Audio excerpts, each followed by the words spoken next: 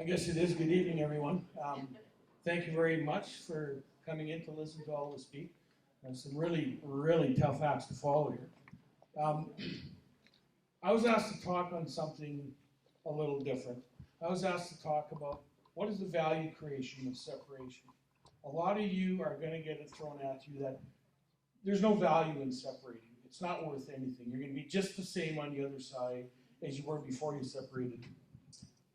So I'm going to skip all the real things that give us access to creating new value in separation, because you all know what they are. You know, pipeline access, all those kind of things. That ultimately will take us in 20 plus years to an 800 plus billion GDP per capita. That's a big number. We're currently just over 300.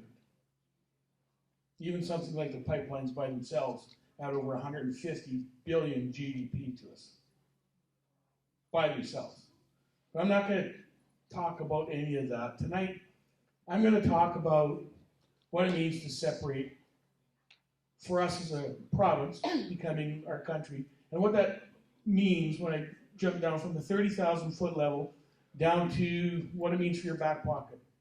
That's how I'll finish it off. So I'm going to start with the end. Again, I am Mike Heier. I am a proud Alberta patriot. We are the Alberta Unification Project. There is no left and there is no right. We're tired of the Hatfields and the McCoys. We are one tribe. We are the tribe of Alberta. And nobody in this process, I mean nobody, is going to get left behind.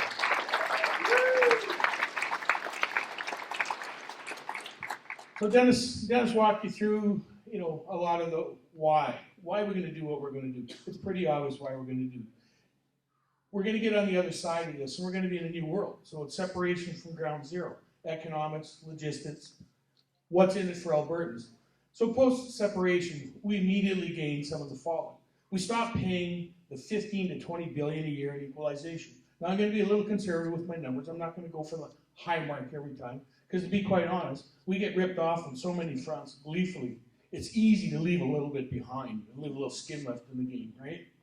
We stop paying the excess, almost 20 billion in federal income tax, excess, right?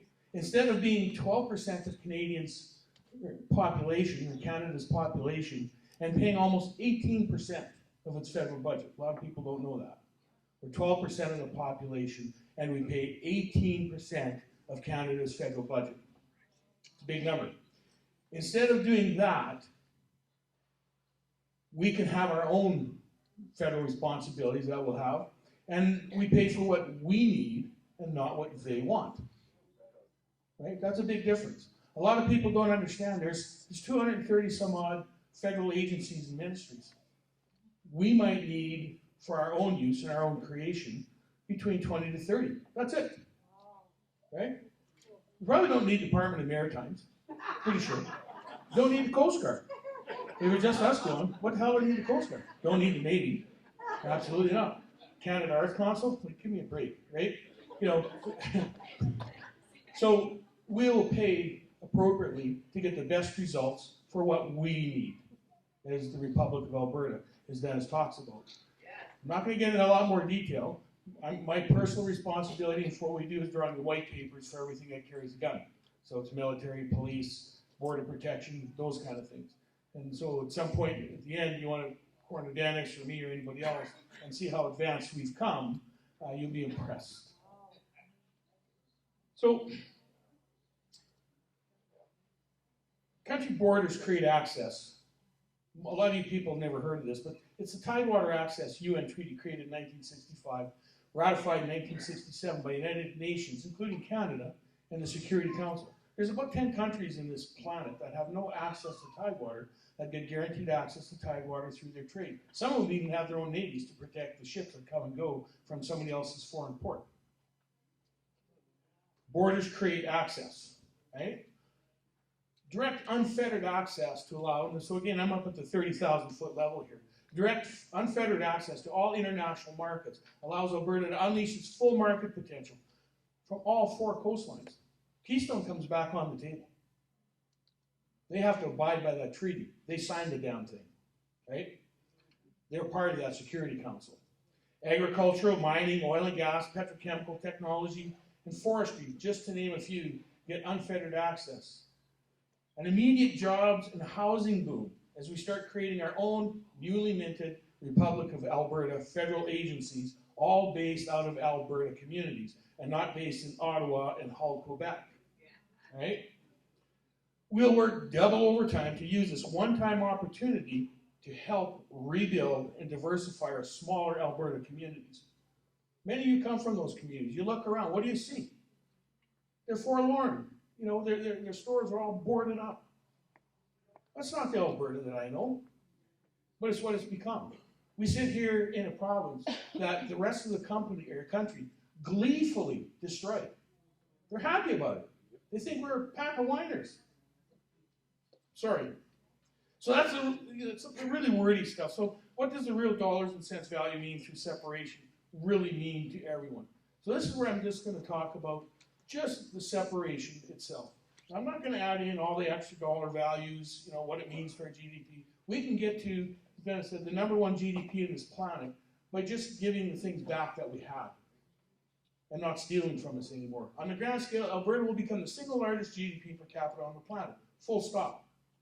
You know, again, targeting 800 billion plus annual GDP from our current 320-ish that we're sitting at. Currently, as a standalone, we rank number 10 on the planet. Just Alberta. It's not a bad place to be, but we're going to go for the top. In the next 20 years, we would grow to roughly 8+ million people. You see where they're kind of afraid of us being that power center again. That's kind of the population of Ontario or Quebec. Through newly developed petrochemical upgrading infrastructure, we would develop the cleanest and highest quality fuel standards on the planet, not some of the worst fuel standards on the planet. That's what we have today. Everybody here drives diesel trucks. That crap you pour into them for your exhaust, that's because of that fuel standard, right? No more raw products. We'll bring biomass into the fuel industry. We'll be the last man standing. Not like the UN currently want. They want us to be the first to go. It's a big difference. We unleash Alberta's value creation and enhance entrepreneurial mechanisms that were globally renowned by everybody. We're the best in class. And yet we had our own people, our own company, our own country, try to stomp us out of existence.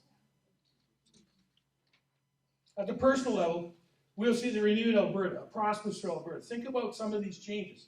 How about the jobs and housing boom that I talked about earlier? Just from the creation of our own federal workforce, you'll instantly, upon the other side of separation, go into a job boom and a housing boom. It has nothing to do with our oil and gas sector. That's just recreating a whole mess. $17 billion a year of that budget gets spent in our province, or our country, if you want to call it that. Remember that multiple Dennis talked about on your GDP? 5 times 17, it's a big number. You know, that adds by itself about 75, 80 billion a year to our GDP. And that's just separation. That's just running our own show instead of somebody stealing the money from us to go do it next door. We currently are paying 12 cents a liter carbon tax.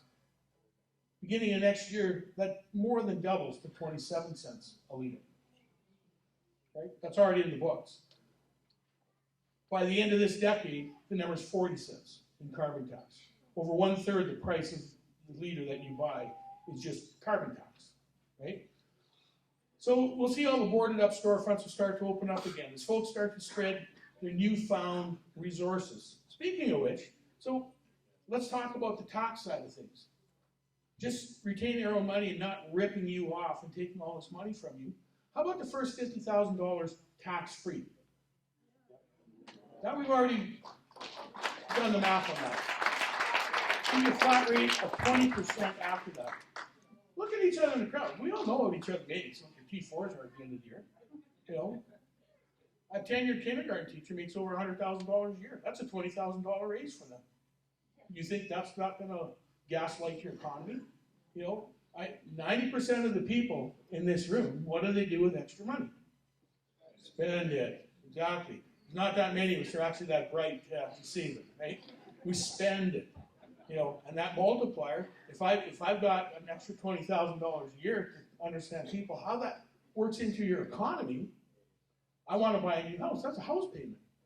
So that $20,000 a year, which is something going forward, I didn't get it yet. But what am I going to do? I'm going to borrow $500,000 to buy a house. That's what went into the economy. The first few, dozens of thousands that you got, was just what enabled that to happen. That's how economy multipliers work. It's not what you actually got for your money. You spend it like crazy. And guaranteed, you're not all going to go party your butts off. You're probably going to go buy things. Some people want bigger homes. Some people want cottages. You want a new car, maybe a second car. Get back to the lifestyles that we had, not the destroyed lives that the UN and what's his sock's name in Ottawa again?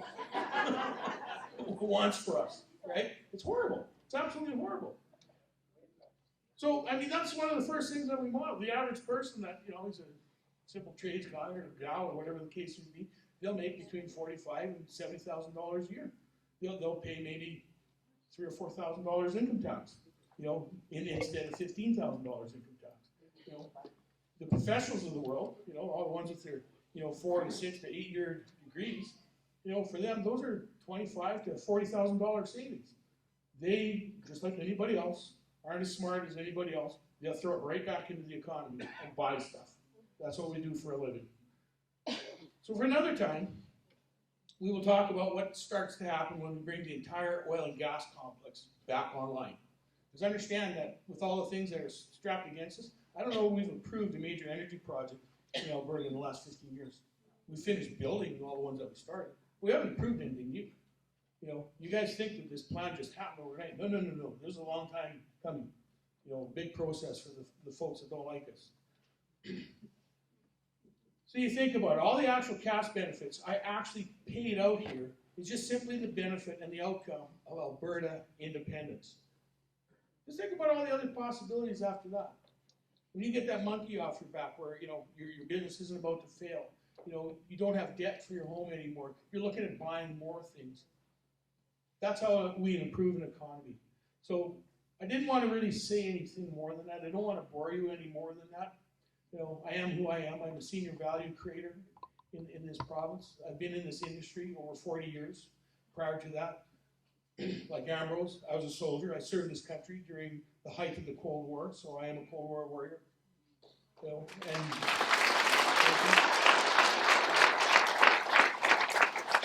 I'll leave you with this. I thought it was important back then to serve and fight if necessary, give my life to fight for the freedom of this country against tyranny, communists, Marxists. Their collection was called the USSR. Today, I struggle to see the difference between what we were trained to close with and destroy and what I stare at in my eyes today. I don't know what the difference is.